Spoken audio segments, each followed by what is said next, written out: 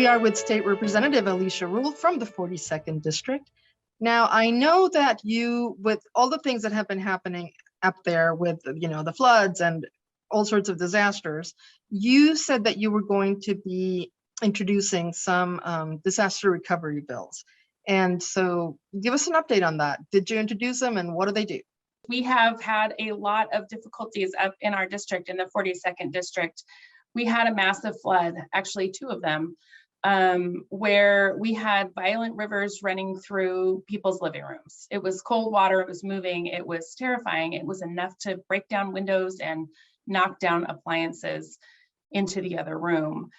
So this is not something that we will be able to fix overnight, but we have really not stopped working since the day that it happened. In the beginning, we have, floods and other emergencies. We kind of think of them in 3 phases. And in the beginning is that first initial stage where we're really focused on saving lives and getting out emergency information and resources right as fast as possible. And that's where we saw, things like the FEMA come through and the SBA loans for small businesses. But then really we're kind of beginning to start moving into that middle phase. And that's really where a lot of my work has been focused, which I think is appropriate for state level government. Well, we've got 2 bills still alive, which is really exciting at this time of the session. One of them is House Bill 1957, which is for small businesses.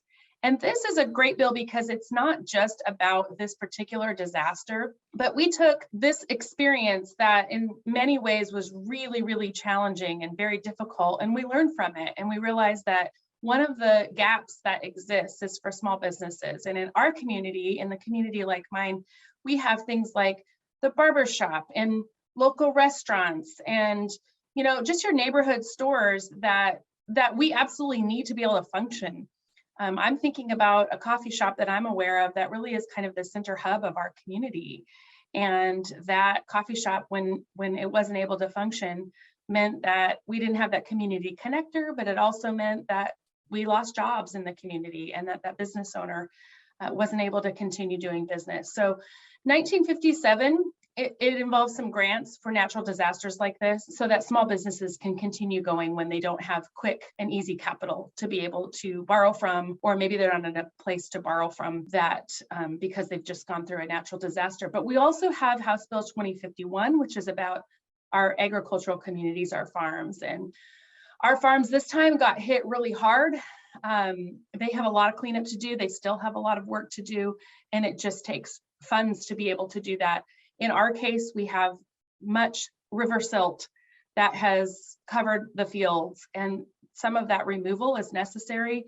And they're just going to need, our farmers are the people who are growing our food, and they're really going to need some support to be able to keep moving and making sure that the cleanup is good, and to be able to remove, for example, contaminants like cow manure and other things to keep things clean. Lastly, we have long-term recovery, and we are doing all of these things at the same time. But in the long term, we need to figure out what our plan is for managing our Nooksack River. And that's going to take a lot of work from a lot of different folks because we are a border town. So we have Canada that shares the same space that we do. And we also have involvement of the local tribes, and we have local small cities and community members. So Representative Shoemake and I have been working together to bring all the folks to the table. And our goal is to ensure that we have everybody's input heard and that we're communicating well and that we work really well together to deliver the product that's going to work best for our shared community. So there's just really, no other recovery except for the recovery that we do together. And I think this is a chance for us to show that we are really one Whatcom, and that we are going to be able to come through with solutions that work for us collectively. So we, Representative Shoemake and I, have asked for $7.75 million to dedicate toward the beginning of this work. And we know it's not going to happen overnight, but we are dedicated to getting it done. Thank you so much for asking those questions.